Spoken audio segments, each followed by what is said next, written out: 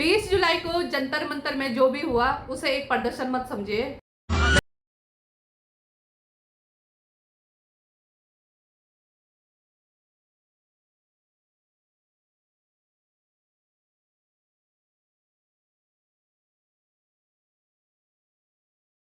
सवाल पूछने वाले युवा थे और जवाब में उन्हें लाठियां मिली। हेलो नमस्कार, स्वागत करती हूँ आप सभी का एक और वीडियो के साथ, जो कि बहुत ही महत्वपूर्ण टॉपिक है, जो कि अभी हमारे देश का एक समस्या बन चुका है। जंतर मंतर, जैसे कि आपको पता है कल 20 जुलाई थी और दिल्ली में काफ़ी बड़ा प्रोटेस्ट चला जंतर मंतर का, जो कि एक शिक्षा को लेके था, युवाओं के भविष्य को लेके था और एक इतना बड़ा मुद्दा बना है कि देश के हर जगह से यहाँ पे लोग आए, युवा आए अपने लिए फाइट करने के लिए। तो आइए इस वीडियो में जानते हैं कि कैसा रहा है, क्या ये सफल हुआ या नहीं हुआ। तो आप इस वीडियो को अंत तक जरूर देखें। एक सवाल है, जब बच्चे अपने भविष्य के लिए सड़क पर उतरते हैं तो सरकार और सिस्टम उन्हें सुनता क्यों नहीं। 20 जुलाई दिल्ली को जंतर मंतर, छात्र थे, युवा थे, आम लोग थे और उनके हाथों में क्या था? न हथियार, न कोई हिंसा का सामान, सिर्फ सवाल थे। लेकिन उन सवालों का जवाब मिला लाठियों से। जिन बच्चों से कहा जाता है पढ़ो, मेहनत करो, देश का भविष्य बनो, जब वही बच्चे अपने भविष्य की बात करने सड़क पर आए तो उनके सामने लाठी क्यों खड़ी कर दी गई।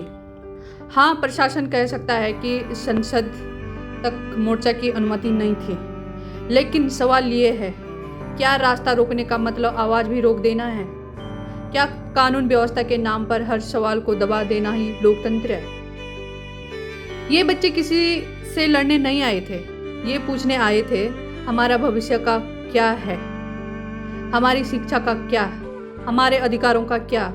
और जब इन सवालों का जवाब नहीं मिला तो क्या मिला? डर, धक्का और लाठियां। याद रखिए, लाठियां चलाकर भीड़ को पीछे किया जा सकता है, लेकिन सवालों को नहीं, क्योंकि ये सिर्फ जंतर मंतर की आवाज़ नहीं है, ये हर उस छात्र की आवाज़ है जो सालों साल मेहनत करता है, फॉर्म भरता है, परीक्षा देता है और फिर अपने भविष्य के लिए सिस्टम के दरवाजे पर खड़ा होता है। और अगर उस दरवाजे के पीछे से जवाब की जगह लाठियां आएंगी तो सवाल और भी बड़ा होगा। आखिर लोकतंत्र में जनता की आवाज़ सुनी जाएगी या हर बार उसे दबाया जाएगा? तो ये जो प्रोटेस्ट है ये काफ़ी टाइम से चल रहा है, 20-22 दिनों से, और आज हम इसी मुद्दे पे बात करने वाले हैं। और इनका जो मेन मुद्दा ये था, शिक्षा और युवाओं का भविष्य। ये इसका मेन मुद्दा है, अनशन पे बैठने का मेन मुद्दा है शिक्षा और युवाओं का भविष्य। इसी को लेके ये 20 जुलाई को ये प्रोटेस्ट हुआ। यहाँ पे जो युवाओं की समस्या चल रही है, पेपर लीक को चल रही है, नीट का पेपर लीक हुआ था। और बात नीट की पेपर की नहीं है, बहुत सारे पेपर ऐसे हैं जो हमारे देश में लीक होते जा रहे हैं। तो आज इसी टॉपिक पे चर्चा करते हैं। और अगर आपको ये वीडियो पसंद आए तो वीडियो को एक लाइक और एक कमेंट जरूर करेगा और अपने ग्रुप में शेयर कर दीजिएगा। इनकी मांग क्या थी? एक बेहतर और पारदर्शी व्यवस्था, अपने भविष्य की चिंता और अपनी आवाज़ सुने जाने का अधिकार। क्या अपने हक के लिए आवाज़ उठाना इतना बड़ा अपराध हो गया है कि बच्चों पर लाठीचार्ज करना पड़े?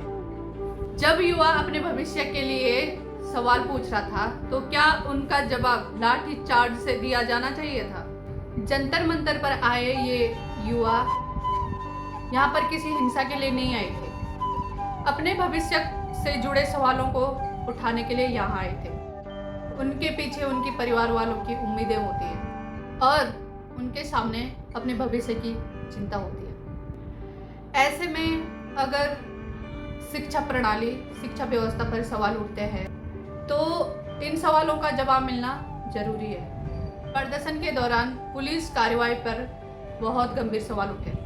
अगर वास्तव में अपनी बात को शांतिपूर्ण रखने वाले युवाओं पर जरूरत से ज़्यादा बल प्रयोग हुआ है तो यह निश्चित ही सोचने का विषय है।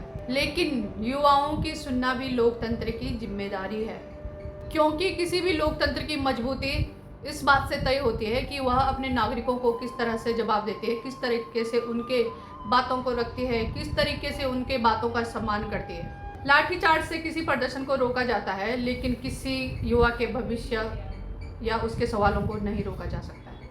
क्या युवाओं को अपनी समस्या, अपने भविष्य से जुड़े सवालों को उठाने के लिए वास्तव में सड़कों पर उतरना पड़ेगा? और अगर वे सड़क पर उतरते हैं तो क्या उनकी आवाज़ सुनी जाएगी? यही सवाल आज हम सबको पूछना चाहिए। आप इस पूरे मामले को किस तरह से देखते हैं, अपनी राय कमेंट बॉक्स में जरूर। अगर मैं पर्सनली तौर से बोलूँ तो मैं भी अभी एक स्टूडेंट ही हूँ। हालांकि पढ़ाई के लाइन से मैं थोड़ा ग्रो कर चुकी हूँ। मेरी जो पढ़ाई है वो पिछले 2025 में ही पूरी हो चुकी है, लेकिन अभी स्टूडेंट हूँ। अभी मैं आगे की तैयारी कर रही हूँ, LT की तैयारी कर रही हूँ, लेक्चरार की तैयारी कर रही हूँ। लेकिन अगर मैं तैयारी करूँ, 2-4 साल जम के बैठ के तैयारी करूँ और बाद में मुझे पता चलता है कि जिस चीज़ की मैंने तैयारी की, जिस चीज़ का मैंने पेपर दिया है, एग्ज़ाम दिया है, वो पेपर लीक हो चुका है या बिक चुका है, तो जो मैंने इतने साल तैयारी की, पढ़ाई की, उन सालों को कौन देखेगा?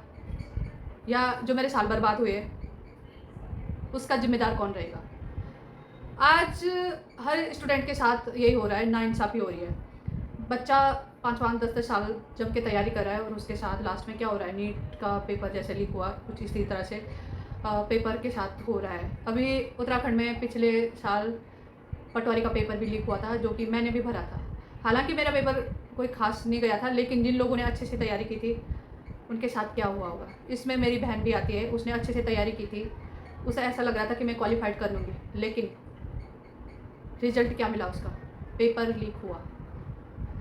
तो युवा अगर सड़कों पे नहीं उतरेगा तो कहाँ उतरेगा? ये एक ऐसा फील्ड, एक ऐसा दौर बन चुका है कि बच्चा जो तैयारी कर रहा है, ये बात ऑल ऑफ इंडिया के लिए लगभग। उत्तराखंड में भी हर साल पेपर लीक होते हैं। पिछली बार हमारे उत्तराखंड में पटवारी का पेपर लीक हुआ था और अभी जैसे कि आपने सुना होगा, नीट का पेपर लीक हुआ, जिसमें काफ़ी 3-4 बच्चों ने सुसाइड भी किया है।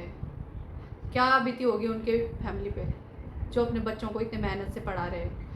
और बच्चे मेहनत कर रहे हैं, ज़ोरों शोरों से मेहनत कर रहे हैं, लेकिन लास्ट में क्या हो रहा है, अंत में क्या हो रहा है उनके साथ? उनकी मेहनत पे पानी फेरा जा रहा है। अगर बच्चा युवा सड़कों पे ना उतरे तो कहाँ जाए वो अपने अधिकारों के लिए? क्योंकि जो युवा होता है, इतनी सोच और समझ तो उसे होती है कि अपने अधिकारों को कैसे प्राप्त किया जाता है, उनके जो राइट्स है वो कैसे उन्हें मिलेंगे। तो हमारी जो पार्लियामेंट है, सरकार है, संसद है, वो तो आसानी से किसी की बातें सुनते नहीं हैं। तो युवाओं के पास एक यही ऑप्शन रह जाता है कि वो सड़कों पे उतरे और संसद का घेराव करे, ताकि उनकी बातें सुनी जाए, जो कि अभी CJP ने किया। 20 जुलाई को जो महारैली निकली है। तो चलो देखते हैं इस पे आगे क्या होता है, इसकी कार्रवाई क्या होती है। आप हमारे साथ जुड़े रहेगा, और अगर आपको वीडियो पसंद आए तो वीडियो को लाइक, शेयर और चैनल को सब्सक्राइब जरूर करेगा और भेज दीजिएगा इस वीडियो को अपने सभी ग्रुप में। नमस्कार, धन्यवाद।